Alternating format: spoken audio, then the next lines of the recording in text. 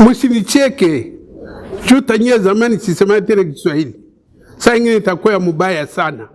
Mwe batoto muko kule este wa pays. Musiseme kama balisha basabu.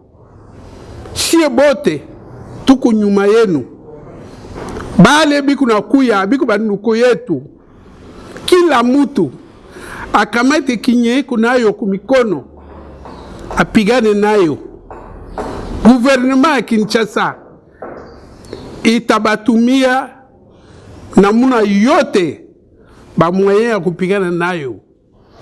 Sie hii nchi ni ya baba ni ya batoto na bali balisha fariki mbele yetu. Sie atutaacha même 1 centimetre, tutapigana mpaka Kongole wa mwisho. Mufate vile.